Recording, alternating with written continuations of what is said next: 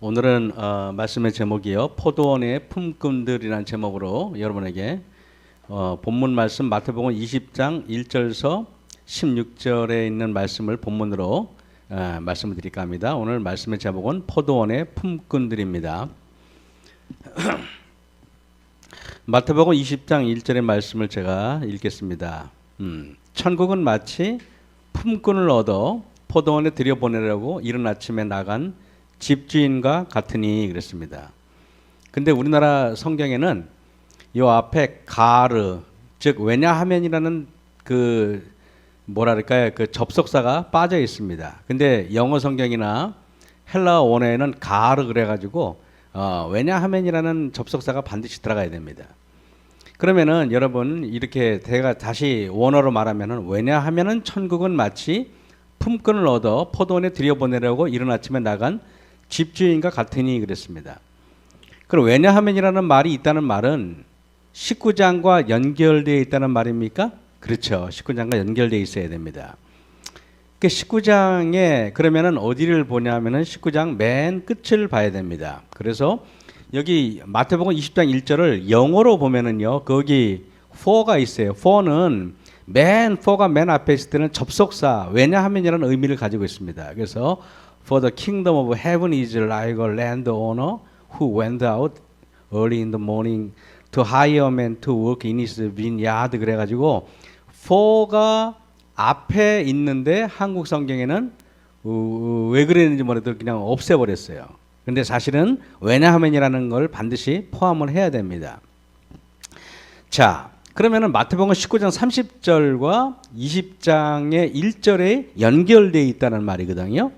마태복음 19장 30절에 보면은 그러나 먼저 된 자로서 나중되고 나중된 자로서 먼저 될 자가 많으니라.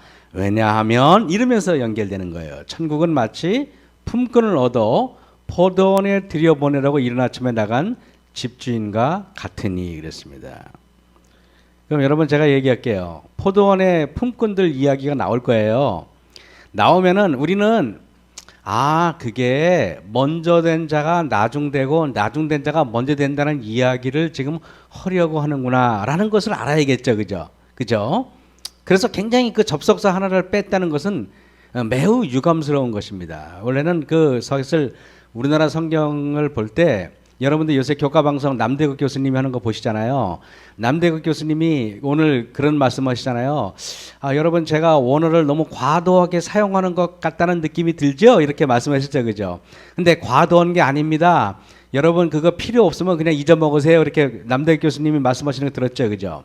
근데 그래서 우리가 신학을 공부할 때 헬라어하고 히브리어하고 배웠다가 금방 잊어먹을 거 왜 그 구집이 그렇게 열심히 공부하느냐? 그 이유가 이래서 그런 것입니다.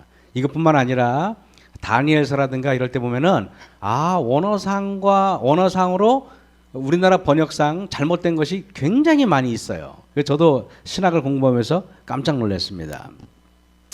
자, 여러분 젊은 부자 권한의 이야기가 19장에 나와요. 먼저 된 자가 나중되고 나중된 자가 먼저 된다는 이야기가 사실은 젊은 부자 권한 이야기부터 시작됩니다. 젊은 부자 관원이 예수님을 찾아와요. 또 이게 좀 부자 관원처럼 생겼습니까? 옷도 좀 화려하게 입었죠, 그죠? 근데 이렇게 물어봐요. 선생님, 여기 있습니다. 여기 선생님, 내가 무엇을 하여야 영생을 얻겠습니까? 이렇게 물어봐요. 여러분 젊은 부자 관원이 왜 예수님을 찾아와서 이렇게 물어봤을까요? 궁금하잖아요, 그죠? 그냥 있는 게 아니에요.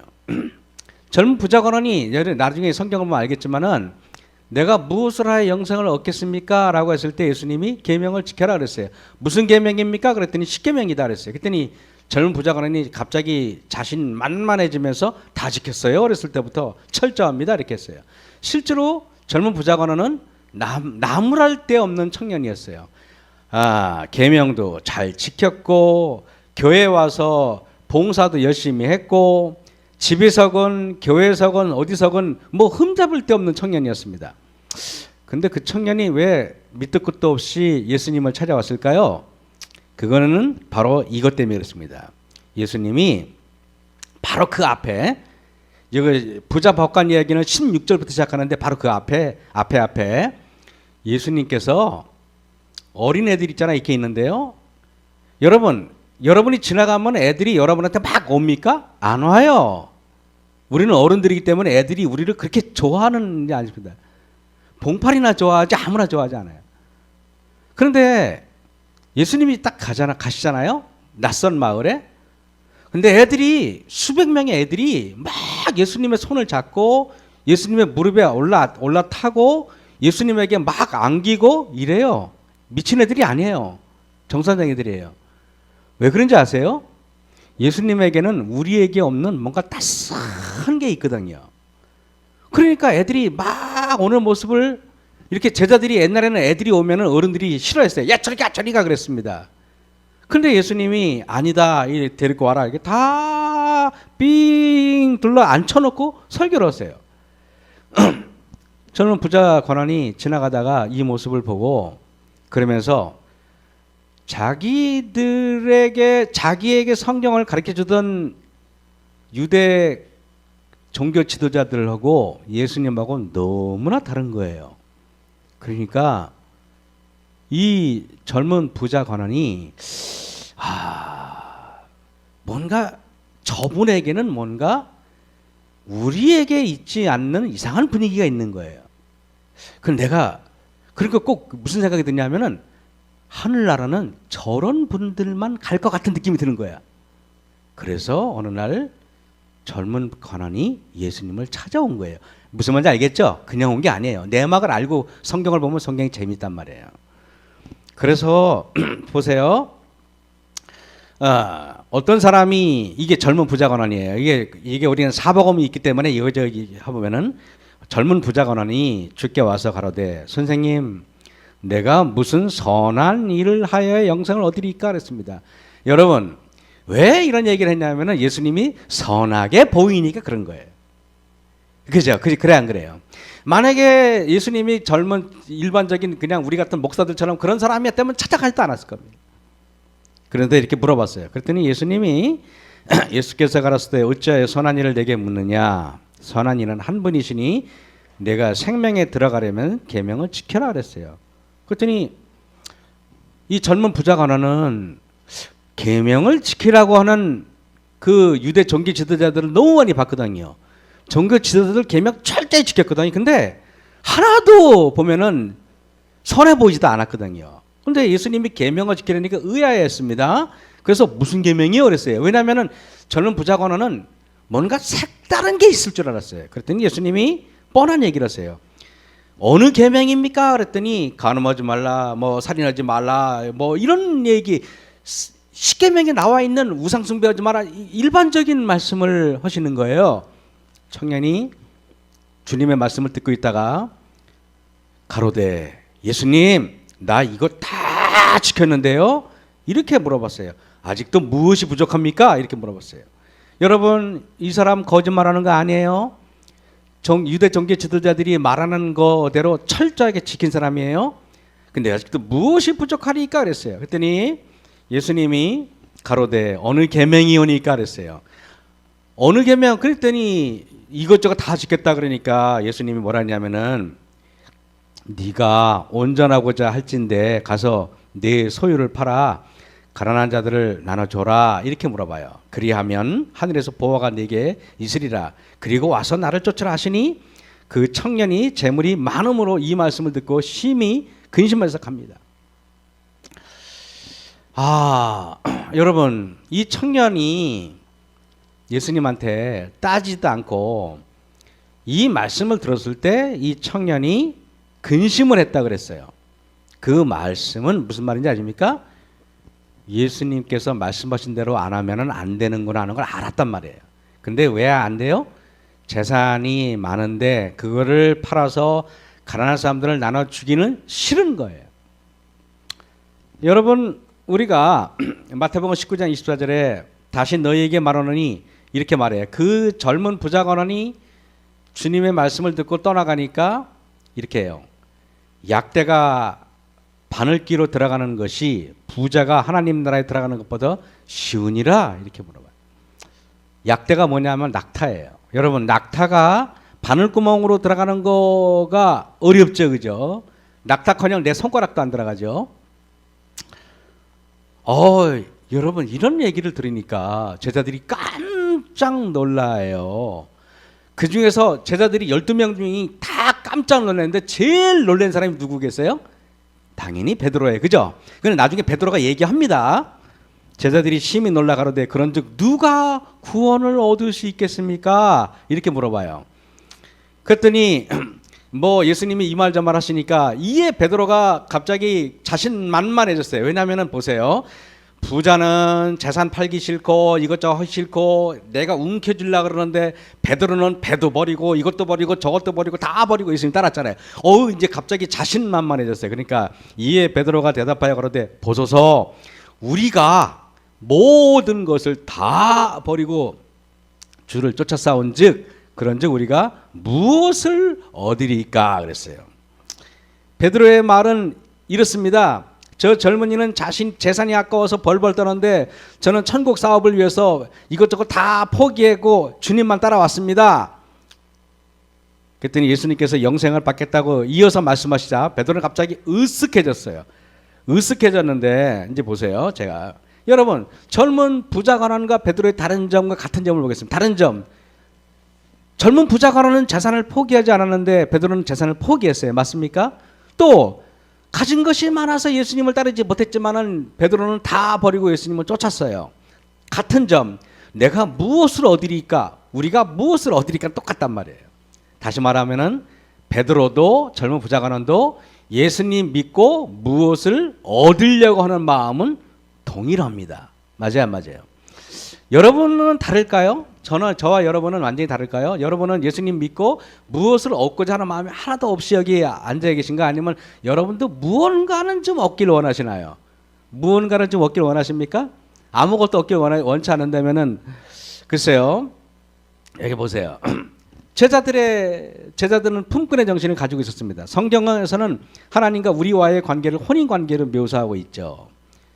가정부와 신부는 달라요. 여러분, 우리가 남의 집에 이렇게 일해 주러 오시는 분은 집에 딱 오잖아요. 오는데 예를 들면은 아기를 내가 우리 주인 마님이 외출했어요. 그럼 내가 저녁 6시까지 아기를 보기로 했었는데 주인 마님이 귀가 시간이 늦어요. 6시 반이 됐어요. 약간 짜증이 나기 시작했어요. 7시가 됐어요. 1시간 오버예요. 머릿속으로 막 굴러갑니다. 1시간 오버타임 했으니까 오버타임에 대한 시간을 급료를 주겠지. 8시가 돼도 안 와요. 그럼 전화를 합니다. 그래가지고 전화하면 왜 합니까? 2시간에 대한 걸 확보하기 싶은 거예요. 여러분, 만약에 여러분 가정부라면은 내가 집에서 시키지 않은 일을 내가 더 하면은 항상 머릿속에는 이거 받아내야 됩니다. 그래 안 그래요?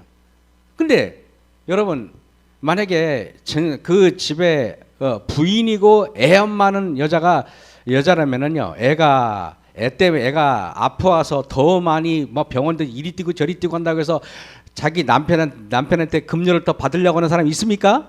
없어요. 없자면은 여러분, 베드로는 예수님의 사랑을, 십자가의 사랑을 체험하기 전에는 그도 하나의 품꾼에 지나지 않았다는 것이 아까 거기에 나오는 것입니다. 예수님, 저희가 모든 걸 다 버리고 떠났는데 이제 무엇을 얻죠? 이렇게 말한 것입니다. 얻으려고 하는 사람은요, 얻을 것 없이 없어 보일 때는 떠나요. 그래서 예수님이 유대 관원들한테 끌려가니까 예수님이 처참하게 되니까 베드로는 두 말 안 하고 예수님을 저주하고 떠나버리잖아요. 그래 안 그래요? 당연히 여기서 벌써 이미 증명이 된 것입니다. 내가 무엇을 얻으리까 하는 사람은 항상 떠날 준비가 되어 있는 사람이에요. 그래서 베드로가 주님과 대가, 거래의 관계가 더 이상 아니었을 때 그런 나중에 그가 선교하다가 사람들 잡혔습니다. 그를 처형하려고 할 때 베드로가 제안합니다. 여보시오, 나를 죽이려거든 예수님처럼 똑같이 십자가에 못 박지 말고 나를 거꾸로 십자가에 못 박으시오 라고 이야기해. 실제로 거꾸로 십자가에 못 박아 죽었어요. 왜 베드로가 그랬을까요? 베드로가 가정부에서 예수님의 신부로 이렇게 변화되었기 때문에 그렇게 할 수 있었던 것입니다. 여기 이거 옛날 제가 목회 초년병 때 최준혁이라는 목사가 쓴 강단에서 목단 이야기라는 책을 우리 여기 서재에 꽂혀 있어요. 이분 책 144에서 146페이지에 이렇게 썼어요. 교인은 사글세 교인이 있고 전세 교인이 있고 내 집 교인이 있다 이렇게 말해요. 이분이 이렇게 말합니다. 사글세 교인이라는 것은 내 교회라는 주인의식 없이 교회에 나오고 싶으면 나오고 떠나고 싶으면 떠나고 부담 없이 떠나는 교인을 사글세 교인이라고 이야기합니다. 여러분 사글세 살아보신 적 있나요? 사글세 사시면은요 절대 내 돈으로 도배장판 안 합니다. 항상 집에 문제가 있으면 집주인에게 전화를 합니다. 네, 여기 수도가 안 나오는데요? 그럼 나가가지고 수도 고쳐줘야 돼요. 여기 장판이 이상한데요? 장판 고쳐줘야 됩니다. 전기가 안 들어오는데요? 전기 고쳐야 됩니다. 여러분, 이게 사글세 교인, 사글세 사는 사람들이 특징이에요. 여러분, 내가 이 교회에 사글세 성도인지 아니면 이 교회 주인인지 달라지는 것입니다. 전세 교인이라는 사글세 교인과 별 차이 없는데요. 계약 기간이 좀 길어요. 사글세 교인은요. 이번 달 마음에 안 들면 다음 달 떠날 수도 있는 게 사글세 교인의 특징이에요. 그래 안 그래요? 그렇지 않습니까? 이번 달 마음에 안 들면 나 떠날게 이러는데 전세 교인은 그래도 2년 보통 2년 계약을 하는 거예요. 그죠? 2년 계약. 요즘에 4년 계약인가요? 그래가지고 해가지고 전화합니다. 그러면은 어지간한 거는요. 전세 교인은요. 도배장판은 자기 돈으로 해요. 근데 고급으로는 안 해요. 그렇죠? 떠날 거니까. 전세교인 내 필요에 따라서 커튼도 고치고 장판도 고치고 도배도 하지만은 최고급으로 하지 않고 언제든지 발 뺄 준비를 하고 합니다. 그러나 내 집 교인은 조건이 안 좋아도 아무리 집이 허르고 아무리 집이 부족해도 그 집을 위해서 최선을 다하여 나무도 심고 그 집에 잔디도 심고 그 집에 그죠 아름다운 걸 꾸미려고 합니까? 꾸미려고 해요. 제가 이번에 집행님 할 때 나무 중에 제일 비싼 나무가 멀바우라고 있어요. 근데 그게 한 자판 한 장에 거의 10만 원 뜬대요. 제가 올라가가지고 제가요 그 합판값만 해도 거의 거의 200만 원 들었어요. 왜냐하면은 아깝지가 않은 거야. 먼저 양주에서 할 때는 그렇게 못하겠더라고요. 왜 대충 하세요 그랬거든요. 왜냐하면 어차피 나가면 뜯어야 되니까. 지금은 나도 모르게 자꾸 좋은 걸로 하게 되더라고요. 사람이 그렇게 간사한 것입니다. 여러분 베드로는 예수님의 십자가를 경험하기 전에는 항상 자신의 열심에 대해서 하나님께 무언가를 받길 원했어요. 무엇을 어디리까? 월급이 얼마죠? 라고 되물어본 것입니다. 베드로가 주위를 돌아보니까 옆에 쭉 12제자가 있는데 다들 보니까 자기보다 연차가 낮아요. 연차가 낮으니까 내가 보니까 제일 오래 따라다녔어요. 예수님을요. 그리고 제일 보니까 예수님에게 보니까 자기도 모르게 이게 지분이 확실해요. 그 베드로가 그러니까 마음속에 말은 하지 않았어요. 예수님, 나 얘네들보다 내가 더 연차 높죠? 이런 말 하고 싶었는데 말을 못해. 그러니까 가만히 있었는데 근데 예수님은 그 속마음을 다 아셨네. 그러니까 예수님이 뭐라 그래요? 너 연차 따졌니? 너 이 교회 몇 년 다닌 거 따졌냐? 먼저 된 자가 나중되고 나중된 자가 먼저 되는 거야 라고 이야기했을 때 베드로는 깜놀하는 것입니다. 젊은 애들이 있잖아요. 깜놀한다고. 깜놀하는 것입니다. 천국은 마치 품꾼을 얻어 포도원에 들여보내려고 이른 아침에 나간 집주인과 같으니 저가 한 데나리온씩 품꾼들과 약속하여 포도원에 들여보내고 또 제3시에 나가보니 장터에 놀고 섰는 사람들이 또 있는지라 저희에게 이르되 너희도 포도원에 들어가라 내가 너희에게 상당하게 주리라 하니 저희가 가고 제6시와 제9시에 또 나가 그와 같이 하고 제11시에도 나가보니 섰는 사람들 또 있는지라. 여러분 여기 이른 아침은 보통 오전 6시를 말합니다. 그리고 여기에 제3시라 하면은 보통 9시를 말합니다. 그리고 제6시는 보통 12시를 말합니다. 정오. 제11시는 오후 5시를 말합니다. 그런데 여러분 여기가 어딘지 아십니까? 여기가 어딘지 아십니까? 김영수 사님 모르겠죠? 여기가 인력사무소예요. 인력사무소.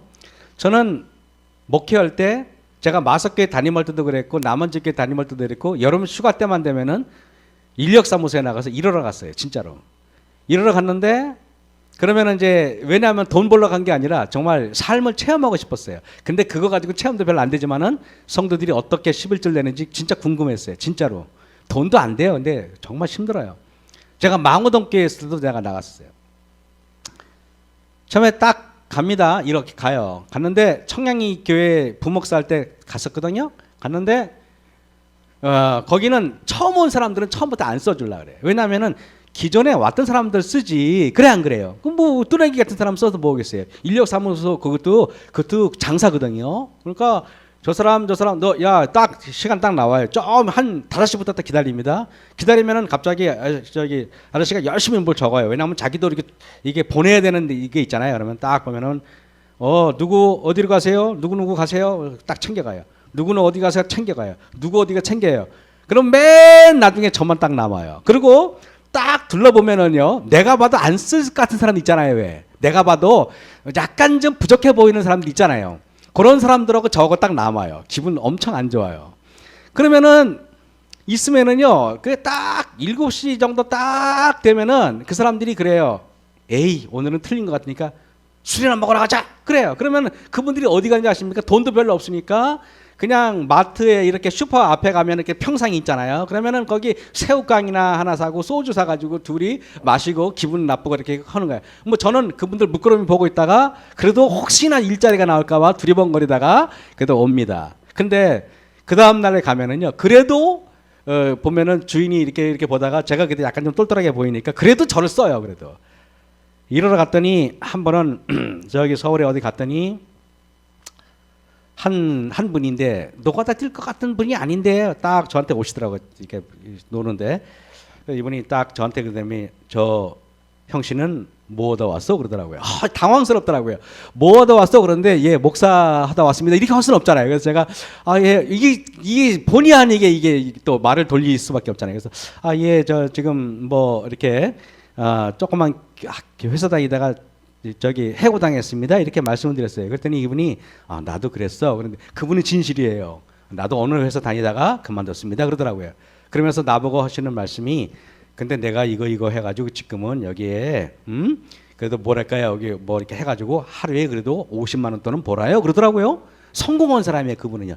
역시 똑똑한 사람은요 어디에 가도 성공하더라고요. 나는 깜짝 놀랐어요. 그러면서 그분이 이제 그 급료를 주는 거거든요. 그때 보통 7만 원 줬는데 근데 저한테 10만 원을 딱 주더니 이거 당신만 딱 받아. 그러더니 내일부터 오면은 나 따라오래요. 자기는 그 수술이 안 나도 되니까 따라오고 앞으로 가면은 우리 같이 일하자고. 그다음부터 그분한테 거짓말하게 미안해서 그다음 못 가서 딴 데로 도망갔어요. 제가. 여러분 제가 여기 나가서 이렇게 이거 보면은 일을 해보면은요 이거 정말 힘들어요. 점심 때만 되면은 사람이 이렇게 기진맥진해요. 안 하던 사람이 그래도 좀 윤지사님처럼 저렇게 좀 손도 좀 크고 좀 힘이 있고 이런 분들은 좀 그래도 나은데 맨날 이렇게 글씨나 쓰던 사람들은 정말 어려워요. 나중에는 이 손목이 안 움직여 가지고요. 어떤 적에는 한 10층에서 이러다가 떨어져 죽을 뻔한 적도 있고요. 위험해요, 정말로. 네가 이거 이러는 게. 그래도 제가 매 여름 휴가 때 한 번 나빠지고 나가서 일했어요. 진짜로.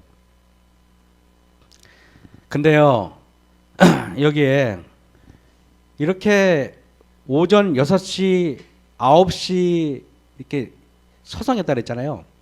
보통 사람들은요, 부름을 받지 못한 일꾼들은요, 그냥 집에 가거나 아니면 술 마시러 가거나 이렇게 하지 계속 꼭 장터에 남아가지고 서성거리는 사람들 어떤 사람인지 알아요? 돈이 너무 급한 사람들이야. 내가 돈을 안 가져가면은 처자식이 굶는 사람들이에요. 근데 이 사람들은 능력이 안 돼서 아무도 불러주지 않는 사람들이에요.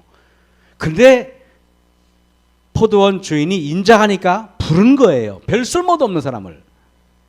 여러분, 저는 이걸 보면서 이게 하나님의 은혜를 말하는 거예요. 맞아요, 맞아요. 인력시장에 안 나가본 사람은 이런 얘기 못해요. 저는 매년 한 번 나가서 이런 말하는 게 절대 아니에요.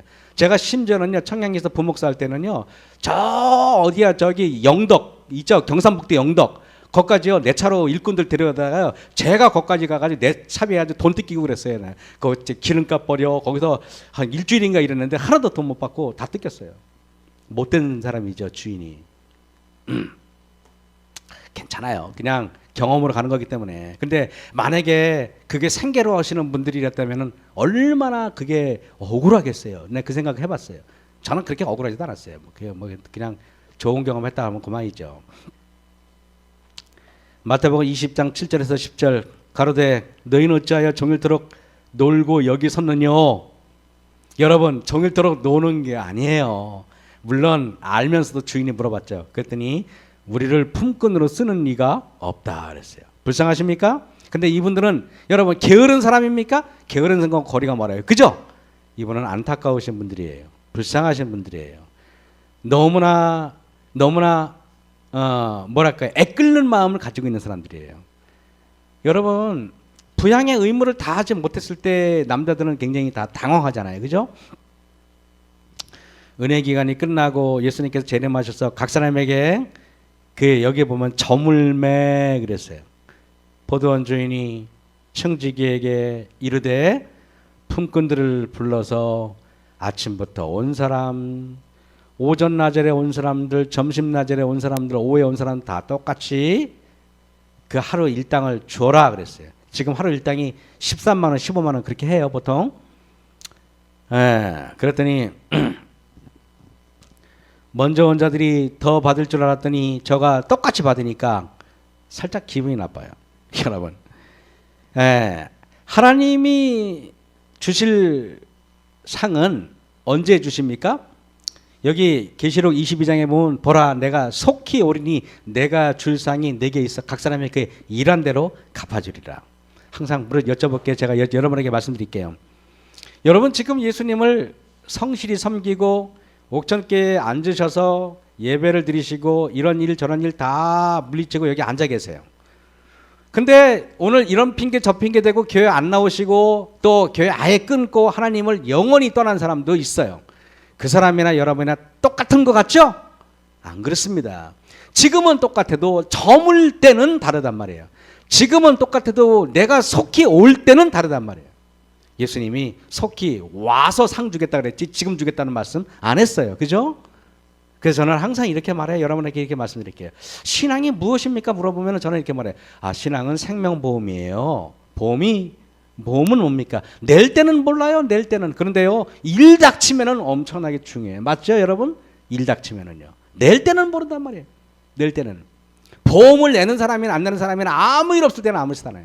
그런데 내가 아프거나 내 가족들이 큰 일을 당했을 때는 엄청난 도움이 되는 게 보험 아닙니까?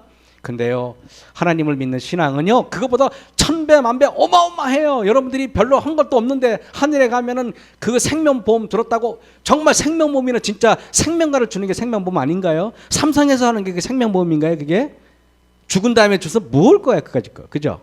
하나님은 여러분을 죽은 사람 살리기까지 하는데 어떤 보험을 드실래요? 죽은 다음에 돈 받는 걸 하실래요? 아니면은 죽어도 살리는 보험을 할래요? 그죠? 내가 볼 때는 삼성보험보다 그죠? 성경보험, 하나님 보험이 더 좋은 것 같아요. 여러분 보통 이거는 우리 교회 상관없이 그냥 제가 사진을 하나 차압했는데 목사님이나 교수님, 선생님이 퇴임할 때 이렇게 은퇴식이에요. 저도 재작년 3년 전에 재작년인가 은퇴할 때 합회에서 연락이 왔어요. 은퇴식 하겠냐고. 근데 뭐 그냥 10년 빨리 그만두고 내 멋대로 그만두는데 뭐 은퇴식까지 제가 바라겠어요. 안 가겠다 그랬어요. 그랬더니 합회에서 왜 안 오냐 그래가지고 그냥 안 가겠다고 그냥 부끄러운데 뭘 그래가지고 그냥 망우동교에서 마지막 고별 설교하고 그냥 끝하고 그냥 마쳤거든요. 목사님이나 교수님, 선생님이 퇴임할 때 꼭 가면은 퇴임식에 가면 그러잖아요. 30년을 봉직했느니 40년을 봉직했느니 많은 일을 했느니 과분한 여러 이야기들이 오고 합니다. 여러분 꽃다발도 받고 막 그렇게 나갑니다. 근데 제가 목회를 남들보다 늦게 나갔어요. 뭐 유럽도 갔다 오고 필리핀도 갔다 오고 하다 보니까 남들보다 친구들보다 8년 9년 늦게 목회를 나왔어요. 제가 목회 나올 때가 36이었거든요. 아주 늦게 나왔죠. 목회를 늦게 나오니까 내 친구들은 벌써 내 또래 애들은 벌써 다 뭐 9년 차, 뭐 8년 차 이랬습니다. 초등학교 동창이 박명호 목사님이 제 초등학교 동창이에요. 아시죠? 그때 한번 총무장 했던 친구. 목회 딱 나왔는데 그 친구는 어른이고 나는 애가 됐어 갑자기. 딱 갔더니 선배 목사님이 나를 딱 불러요. 딱 갔더니 제가 전도사잖아요 이제 인턴. 저를 부르더니 김 전도사 너 나이 많이 먹었으니까 목회 잘해야 돼 그러더라고요. 나이 많은 게 늦게 나온 게 저는 그렇게 흉이 줄 꿈에도 몰랐어요. 이거는요 군대 연차보다 합회 연차가 못지않게 굉장히 엄격합니다. 그래가지고 저희가 나왔을 때는요 연차가 높은 목사님들이 연차가 낮은 목사님들을 교육을 시키고 그랬어요. 그러면은 저보다 한참 어린 목사님한테 교육을 받고 그랬었어요. 근데 그때는 뭐 자존심 상하고 뭐 그런 마음은 사실 별로 없었어요. 어차피 그것도 군대니까. 저는 그래서 군대를 안 가고 방위 갔기 때문에 그래 목회 나와서 군대의 그런 엄격함을 누리는구나 또 그런 생각도 해봤어요 제가. 뭐. 근데 여러분 제가 이거 하면서 사람들은요 연차가 낮은데 나이가 많다고 해서 연차가 낮은데 연차 높은 목사님들한테 조금이라도 반항기를 보이면은 1년이라도 연차가 높은 목사님들이 굉장히 불쾌하게 생각합니다. 그죠? 당연한 거예요. 여러분 안 그럴 것 같죠? 누구나 인간은 그렇습니다. 마찬가지로 인간은요 굉장히 노동의 대가, 시간에 대한 노동의 대가에 대해서 굉장히 우리 머릿속에 엄격함이 있어요. 그래서요 우리가 월급을 받을 때도요 항상 시간 수당, 그죠? 일당, 주급, 월급, 연봉 이렇게 이야기합니다. 거기에는 전부 다 뭐가 들어갔어요? 시간과 연관이 돼 있단 말이에요. 시간과. 우리가 교회에서도 안 그런 것 같아요? 내가 침례 받은 지 40년이야. 내가 50년이야. 내가 뭐 이런 게 우리 머릿속에 있어요, 없어요? 있다니까요, 우리 머릿속에. 여러분, 우리가 두 번째는 일의 양이나 업적이나 수고의 분량도 우리 어떤 이게 마음속에 기준이 됩니다. 그래가지고 제가 목회 딱 나와서는요, 처음에 연차했지만 조금 있으면요, 교회를 좀 규모 있는 교회를 맡을 때는요, 목사님들끼리 모이면요, 은근히 뭐가 있는지 아십니까? 마석교회는 11조가 얼마야? 이걸로 또 이제 상대방을 또 이게 있어요. 그죠? 교인이 몇 명이야? 이거 있잖아요.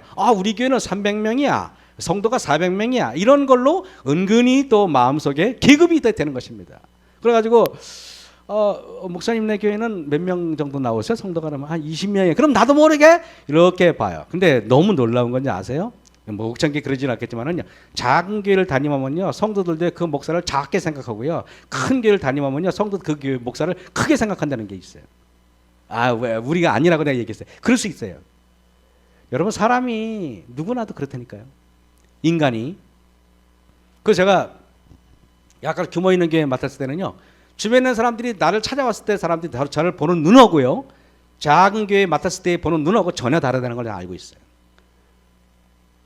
제가 여기에 이 인간이 어떤 수치에 어떤 수량에 굉장히 많이 우리가 나도 모르게 거기에 나의 의미를 둔다는 사실을 여러분들은 항상 명심하셔야 돼요. 그러지 말라는 것입니다. 내 말은 무슨 말 얘기했죠? 그러지 말라는 것입니다. 우리의 존재, 우리의 생명은 하나님 은혜의 결과잖아요. 내가 자꾸 스스로의 업적과 분량, 숫자를 높이려 할 때 내 자신의 모습을 그 숫자에 그려놓고 싶은 충동이 나 자신의 모습이 그 속에 숨어져 하나님의 저 어디론가 도망가 버리고 그 숫자와 업적 위에 내가 당당하게 서 있는 모습을 보게 됩니다. 주인이신 하나님께서는 품꾼들의 일한 밭고랑을 세지 않고 그분의 기준의 사람들을 나누기 시작했어요. 그것은 일한 수고와 분량을 중요시 여겼다면 우리는 분량이 적은 사람들을 무시하게 됩니다. 심지어 기도의 분량과 시간을 비교해가면서 그 사람의 영성을 판단하고 싶은 마음도 있을 것입니다. 그것이 우리의 약점인 것입니다. 그리스도인은 항상, 제가 여러분에게 말씀드리는데 성경은요 항상 양보다 품질이 더 중요하게 항상 강조합니다. 겉으로 드러나는 수치보다 속마음의 진실성을 성경은 항상 강조합니다. 그래서 세상 사람들이 연봉이나 시간, 연차나 이런 것을 따질 때 하나님은 오히려 전혀 그렇지 않다는 것을 우리는 깨닫게 됩니다. 이사야 55장에 이랬죠. 내 생각은 너희 생각과 다르며 내 길은 너희 길과 달라서 하늘이 땅보다 높음같이 내 길은 너희 길보다 높으며 내 생각은 너희 생각보다 높으니라 그랬어요. 여러분 디도서에 보면은요, 우리를 구원하시되 3장 5절입니다. 디도서 우리를 구원하시되 우리의 행한 바 의로운 행위로 말미암지 아니하고 오직 그의 긍휼하심을 쫓아 중생의 씻음과 성령의 새롭게 하심으로 하셨나니 그랬습니다. 하나님께서 가치 있게 보시는 것은 우리가 한 일의 양이나 눈에 보이는 결과가 아니라 그 일을 한 뭐라고요? 정신을 하나님께서 보시겠다는 것입니다. 여기요, 우리의 의로운 행위로 말미암지 아니하고라는 말은 그 말인 것입니다. 품꾼들의 정신을 볼까요? 마태복음 20장 10절에 11절입니다. 먼저 온 자들이 와서 더 받을 줄 알았더니, 여러분 원래 주인은요 한 데나리온 주겠다고 처음에 약속했어요. 그럼 그것만 받아가면 돼요. 근데 오후 저녁 5시에 온 사람도 한 데나리온을 먼저 받으니까 생각이 달라지는 것입니다. 근데 똑같이 줘. 받은 후 집주인을 원망하여 가로되, 여러 시간 떼약 뱉어서 열심히 일하고 수고와 실적이 많은 사람들이 오히려 자신들을 고용해준 주인에게 더 공격적이고 적대적인 것을 볼 수 있어요. 여러분 교회에서도 보면은요, 업적이 많은 사람들이 굉장히 보면은 교회에서 또 저기 목회자나 그 수석장로님이나 지도자들한테 굉장히 공격적인 것을 볼 수가 있어요. 그리고 항상 교회에 많은 건축 헌금을 내리신 분이 다 그런 건 아닙니다. 일부분이 그렇다는 말입니다. 내신 분이 교회에 오히려 상당히 어려움을 끼치는 분도 종종 보아왔습니다. 왜 그럴까요? 그 많은 업적에 예수님께서 계시지 않고 내 자아가 그 안에 꽈리를 틀고 있었기 때문에 그렇게 되는 것입니다. 오히려 업적이 많다면 더 겸손하고 더 사람이 해야 되는데 그렇지 못한 것입니다. 품꾼들이 오래 땀 흘려 일한 대가로 늦게 온 자들보다 더 많이 주었다면 그들은 결코 주인을 원망하지 않았을 것입니다. 하지만 약속한 대로 싹을 받았지만 늦게 온 자들이 똑같은 금전을 받으니까 참을 수 없는 분노를 느낀 것입니다. 누가복음 15장에도 보세요. 여러분 동생이란 자가 아버지의 재산을 받아가지고 나가서 허랑방탕하게 다 술집에 가서 여자들과 더불어서 돈을 다 탕진해 버렸습니다. 나중에는 정말 먹을 게 없어가지고 돼지가 먹는 음식을 먹으면서 이렇게 있다가 그러다가 나중에 저기 면목이 없지만은 그래도 죽게 되니까 아버지를 찾아와서, 근데 아버지가 의외로 반깁니다. 의외로 반겨서 반갑게 맞이합니다. 그러면서 사람들이 얘기합니다. 맨날 집에서 모범적으로 아버지를 섬겼고 아버지 일을 도맡아 왔던 그 큰아들이 있었는데 얘기합니다. 저 동생을 아버지가 너무나 선대하고 막 살찐송아지를 잡고 막 그럽니다. 그랬어요. 그랬더니 큰아들이 노하여 화를 냅니다. 희한하잖아요. 큰아들이 이렇게 말합니다. 내가 아버지의 명을 그렇게, 여기 뭐라 했어요? 내가 여러 해 아버지를 섬겨 명을 어김이 없거늘, 명은 우리로 말하면 하나님의 십계명 아닙니까? 희한하게요, 십계명 잘 지키는 사람들이 화를 잘 내는 사람이 많아요. 십계명 잘 지키는 사람들이 남을 원망하고 분노하는 사람이 굉장히 많아요. 왠지 아십니까? 십계명을 지키는 것이 나의 의가 되었기 때문에 그런 거예요. 무슨 말인지 알겠습니까? 그게 십계명 지키는 게 나쁘다는 말이 아니죠, 그죠? 그래서 가만히 보세요. 아까도 있어요. 아침부터 이런 사람이 훌륭하죠. 그래 안 그래요? 아니 6시부터 일해가지고 죽어라고 이런 사람이, 땀을 흘린 사람이 훌륭해요? 5시에 나와가지고 1시간 이런 사람이 훌륭해요? 누가 봐도 아침부터 나온 사람이 훌륭한 거 아닙니까? 그리고 집 안 나가고 나가서 아버지 돈 탕진 안 하는 큰아들이 훌륭합니까? 작은아들이 훌륭합니까? 큰아들이 훌륭하죠. 근데 희한하게 큰아들도 아버지에 대한 감사한 마음이 없고 오랫동안 그리고 또 아침부터 자기를 고용해준 포도원의 품꾼, 아침부터 이런 사람도 주인에 대한 땡큐가 없어요. 왜 그럴까요? 우리가 하나님 오래 믿었는데 땡큐가 없다면 이상하지 않습니까? 여러분, 제가 남원집회 담임할 때 그 집사님의 성함을 제가 호명하지는 않겠습니다. 근데 그 여집사님은 딱 봐도요, 사람이 굉장히 차분하게 생겼어요. 그리고 상당히 교양 있는 분이에요. 그리고 얼굴에 어지간하면요, 표정이 변화가 없어요. 저는요, 우리 그 남원집회 젊은 집사의 말에 의하면 내 얼굴은 꼭 습자지 같대요. 빨간 물이, 여기 사모님 빨간 물이 확 들어오고 파라면은 확 들어오고 그래가지고 습자지 같아. 그러면서 저보고 목사님 어쩜 그렇게 포커페이스를 못해요? 그러면서 저를 막 뭐라 그러신 여집사가 있어요. 근데 그 집사님은 아무리 화가 나서 화나는지 기쁜지 뭔지 몰라요. 근데 얼굴이 항상 평온해 보여요. 근데 그 집사님이 어느 날 남원집회 오셔서 저보고 이렇게 식사를 대접한다고 우리 교회 오시니까 뭐 한번 그래도 저 그 원주에서는 그래도 제일 좋은 한정식에 갔어요. 이런 얘기 저런 얘기 하는데 갑자기 그 집사님이 그래요. 목사님 저 이야기할 게 있어요 그러더라고요. 예, 해보세요 그랬어요. 집사님이 시댁이 광주에, 전라남도 광주인데 거기 광주 특별시 있죠? 직관시? 그 광역시라 그러나? 예. 광주시 갔는데 근데 시댁에 가면 자기 동서가 4명이 있어요. 동서가 있는데 자기가 맏며느리예요. 근데 보통은 자기는요 맏며느리니까요 추석이 오늘이면은 하루나 이틀 전에 가가지고 시어머니하고 죽어라 하고 뭐 전도 붙이고 뭐 이것저것 요리도 하고 그냥 하고 그러는데 이제 다 차려가지고 10시나 9시쯤 되면은 며느리가 저기 저 손아래 동서가 슬그머니 와서 어머니 그러면서요 어머니한테 가가지고 어머니가 좋아하는 선물 공세하면서 어머니 뽀뽀도 해주고 막 그러면서 막 알랑랑합니다. 그러면은 시어머니는 야단을 치고 너 왜 인제 왔냐 빨리 와서 일해야 되는데 라고 말해야 되는데 아이고 그래도 우리 며느리 네가 최고다 이렇게 해주시는 겁니다. 이 집사님은 아무 표현도 하지 않았지만 속에서는 어때요? 굉장히 상처를 받아요. 근데 표정에는 하나도 어참나 교양이 있으니까 조용히 있다가 집에 와요. 집에 오면은 몸 좀 눕는데요 집사님이. 그러면은 1주나 2주 동안 눕는데요. 왜 아파요? 일이 힘들어서 누워요? 아니에요. 그거 한다고 여자도 죽지 않아요 절대. 뭐가 힘든 거예요? 마음이 힘든 거예요. 그래가지고 집사님이 명절에 갈 때마다 그게 힘들어. 왜냐면 정말 그 동서들이 너무 보기 싫대요. 시어머니도 보기 싫고 진짜 너무 미워도 너무 밉대요. 미워도 다시 한번 그러잖아요. 더 계속 봐야 돼. 근데 어느 날 이게 추석 때 갔다 왔는데 몸이 아프더래요. 근데 몸이 아픈데 일주일이나 2주일이면 보통 낫으니까. 근데 한 달에 돼도 몸에 차도가 없고 오히려 더 아프더래요.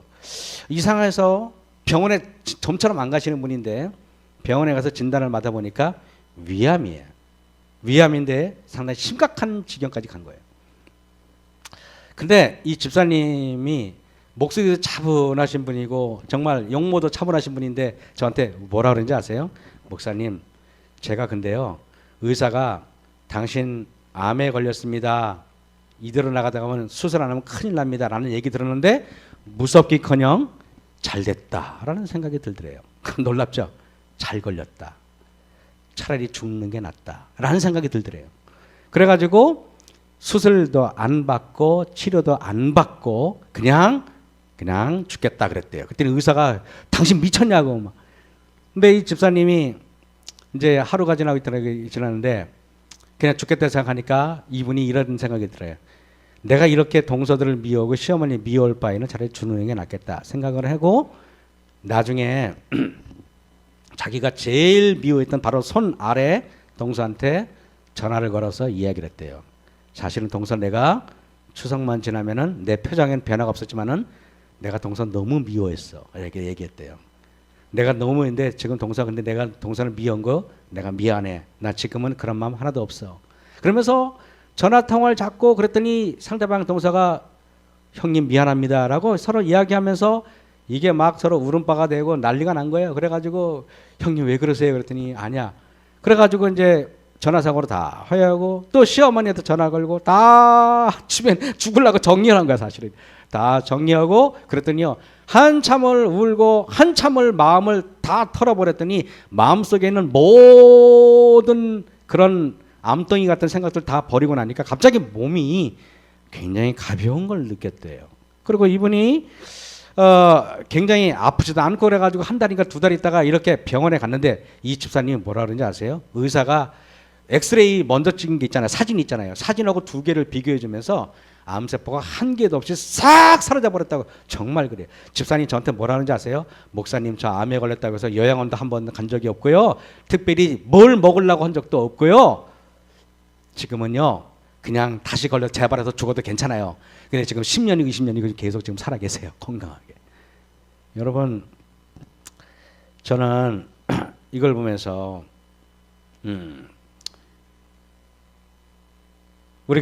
제가 이런 얘기 저런 얘기 드렸는데요. 믿음으로 만면 의와 행위로 만면 의를 제가 여러분에게 오늘 은연중에 말씀을 드린 것입니다. 여러분이 내가 선행을 했는데 누가 알아주지 않고 관심도 없을 때 화가 난다. 행위로 말면 의예요. 나는 이렇게 올바로 사는데 저 사람은 저렇지 않을 때 한심해 보여. 행위로 말면 의예요. 네, 내가 교회에서 놀라운 업적이 있고 그래서 교회에서 은근히 내 영향력의 지분을 주장한다면은 행위로 말면 의입니다.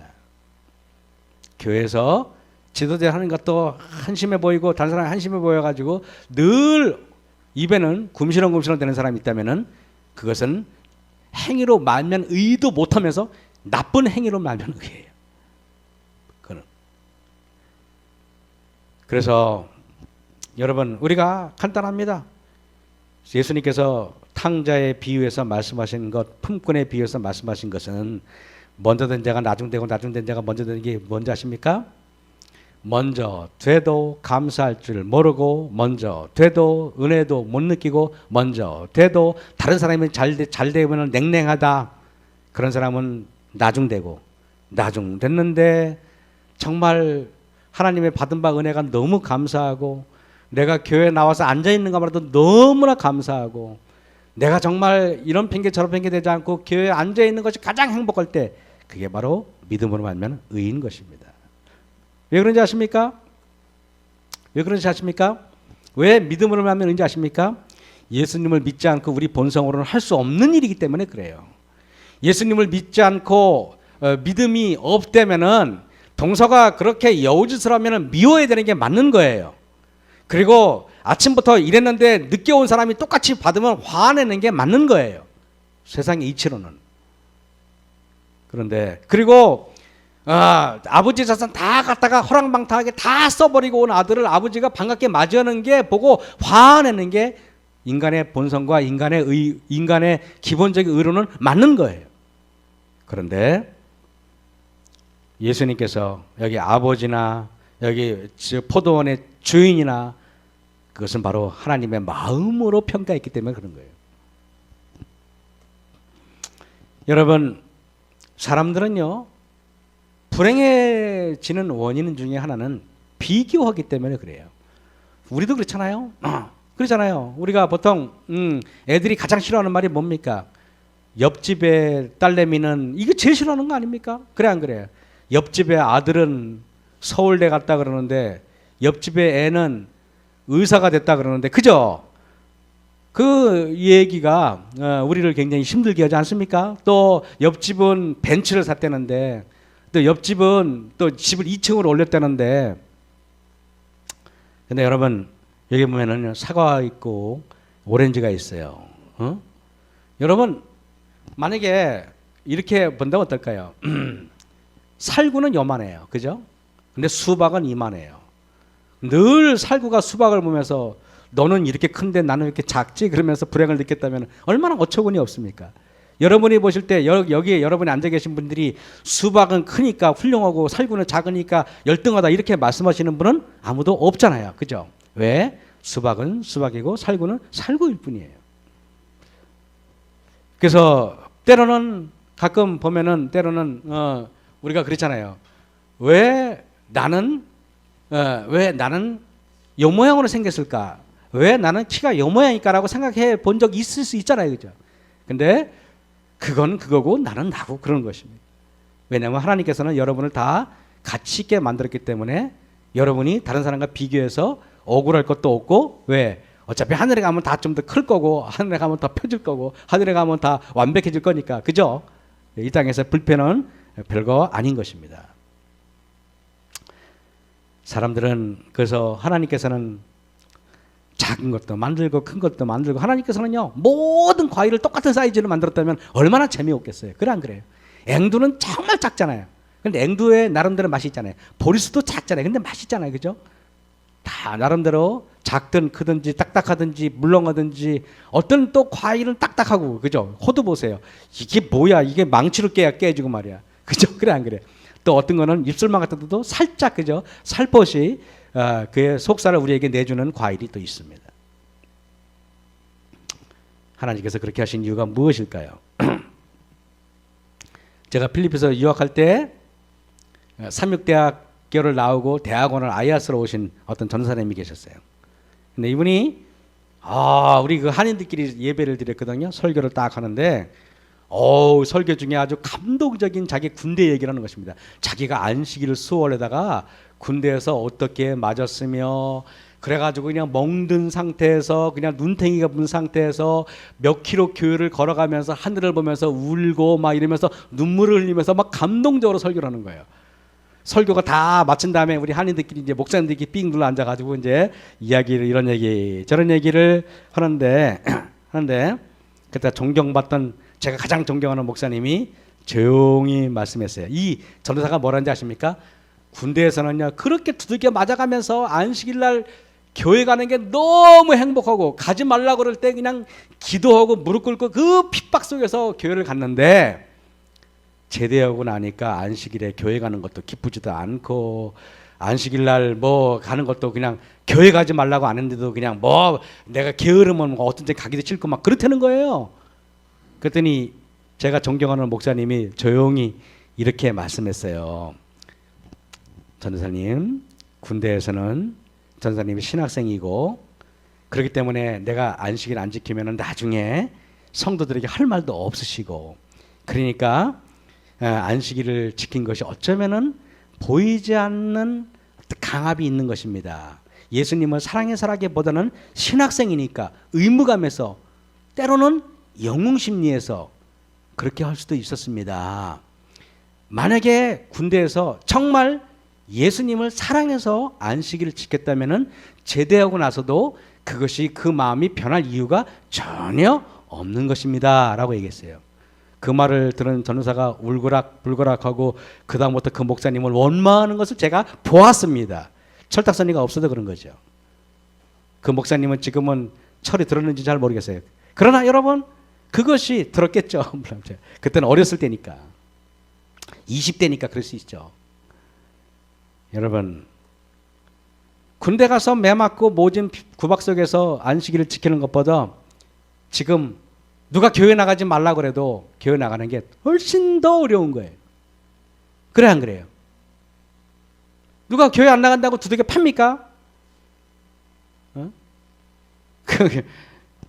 사실은요, 예수님을 사랑하냐 안 사랑에 따라서, 어떤 사람은 예수님을 정말 사랑하면요 나가지 말라 그래도요 교회 기웃거리게 돼 있어요. 그래 안 그래요? 포도원에 비유해서 오해 없이 이해되어야 할 것이 있는데, 그것은 나중에 일꾼으로 부름받은 사람은 일하기 싫어서 빈대다 온 사람을 결코 말하지 않는다 사실을 여러분 잊지 말아야 됩니다. 헌신하기 싫어서 이리 빼고 저리 빼는 기회주의자들이나 헌신하지 아니하는 그런 자들의 핑계거리를 주기 위해서 있는 말씀은 더더군다나 아닙니다.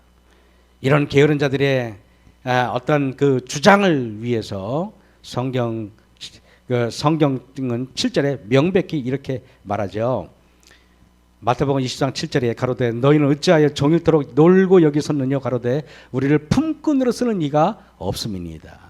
늦게 부름을 받은 사람은 무엇에 서투르거나 몸이 약하거나 여러 이유에서 먼저 불려간 자들보다 여러 가지로 부족한 분들이기 때문에 기술도 없고 능력도 없고 배운 것도 없으니까 불려가지 못했던 것입니다. 어쩌면은요, 우리 주변에서 이런 분들이 굉장히 많이 있잖아요. 그죠? 그러나 하나님께서는요, 놀랍게 하나님께서는 사람의 능력이나 사람의 외모나 사람의 어떤 배경이나 사람의 학벌이나 사람이 가지고 있는 것에 전혀 차이점을 두지 않는다는 사실에 여러분 감사하셔야 됩니다. 여러분, 그래 안 그래요? 사람은요, 그래서 사람들은요, 여러분이 가지고 있는 여러 외형적인 여러 배경의 사람들은 여러분들을 평가합니다. 실제로 그렇고요. 그러나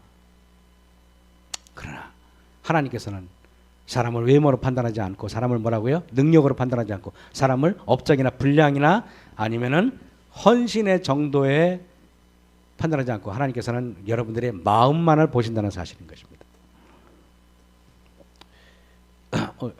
예. 실물기원 402쪽에 이기심이 죽을 때 으뜸이 되려는 분쟁이 사라질 때 감사의 정신이 마음에 가득 차고 사람이 생애를 향기롭게 할 때 그리스도께서 우리 안에 거하시게 되고 우리는 하나님과 함께 이루는 자로 인정받게 된다 그랬습니다.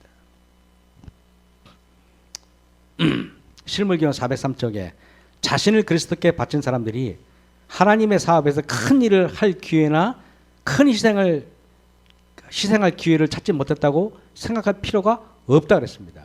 다시 말하면 내가 선교사로 가야 되는데 내가 오지에 가서 복음을 전해야 되는데 라는 부담감이 가질 필요가 없다는 것입니다. 왜냐하면 여러분들이 살고 있는 여기 생활 속에서 여러분이 살고 있는 주변에서 여러분 살고 있는 그 환경에서 오히려 품성을 나타내는 것이 훨씬 더 어렵다는 것입니다. 어떤 사람이 이런 얘기를 한 적이 있어요. 천명선교사를 가면은요, 아주 필리핀 오지에 갑니다. 오지에 가면요, 정말로 여러분들이 보면 상상도 못하는 집에서 이렇게 기거게 돼요. 우리 가봤어요. 가보면은요, 그냥 4개 기둥 이렇게 치고 위에 그냥 야자나무로 대충 이렇게 해가지고 비나 겨우 안 맞게 한 다음에 거기다가 여러분 거기 뭡니까 솥단지 걸어놓고 밥하고 난 이런 선교사도 봤어요. 거기서 그냥 모기에 물려가면서 그렇게 고생하면서 복음을 전합니다.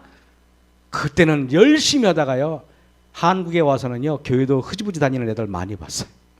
무엇을 말합니까? 정말 그런 데 가서는요, 영웅심도 있고 어떤 그런 마음, 여러 마음이 있는데 한국에 와서는요, 편할 때 내가 정말로 모든 것이 풍요로울 때 하나님을 믿는 것이 만만치 않다는 사실인 것입니다. 그래서 여기 실물견에 이렇게 됐죠. 그리스도인들이 하나님 앞에서는 세계적으로 유명한 선교사나 순교자보다 오히려 더욱 귀한 자가 될 수 있다. 품성을 평가하는 기준이 하나님과 사람 사이에 얼마나 다른가 그랬습니다. 아침부터 이런 사람들은요, 내가 그러지 않으려고 해도 그 사람들에 대해서 우리는 공로를 인정할 수밖에 없어요. 그죠? 그래 안 그래요? 내가 그래도 교회 오랫동안 이 교회를 지키면서 열심히 교회를 섬겨온 사람들을 우리가 쉽게 그 사람들의 그 열성을 무시할 수가 없어요. 하지만 예수님께서는 우리의 인간의 기준과 전혀 다른 잣대로 오늘도 우리의 품성을 평가하고 우리의 마음의 진실성을 하나님께서는 호소하고 계시는 것입니다. 그래서 제가 품성을 설명할 때 사진을 이렇게 오은이를 보니까 사자하고 여기 뭡니까 양하고 같이 있는 사진이 이게 있더라고요. 근데 뭐 비둘기도 있고 3마리가 있는데 전혀 어울리지 않는 동물들이 있어요. 그죠? 전혀 어울리지 않는 동물들이 사이좋게 지내는 게 그게 우리가 이 땅에서도 마찬가지예요. 어쩌면은 우리가 이 땅에 살면서 우리는 인간의 모습을 하고 여기 앉아 있지만은 때로는 여긴 사자도 있고 여기가 이제 사자도 있고 그죠? 코끼리도 있고 또 양도 있고 늑대도 있고 또 뭐 비둘기도 있고 별 동물 다 있잖아요. 그죠? 그런데 사이좋게 지내는 게 그게 믿음으로 가면 의라 이겁니다. 아무쪼록 오늘 포도원의 품꾼에서 그죠? 예수님의 말씀 속에서 우리가 많이 배웠습니다. 먼저 된 자가 나중되고 나중된 자가 먼저 된다. 그 기준이 뭐라고요? 하나님과 같은 온유한 품성을 말하는 것입니다. 온유한 품성에 또 저와 여러분이 한 발짝 더 다가가는 우리 모두가 되기 바라면서 말씀을 마치겠습니다.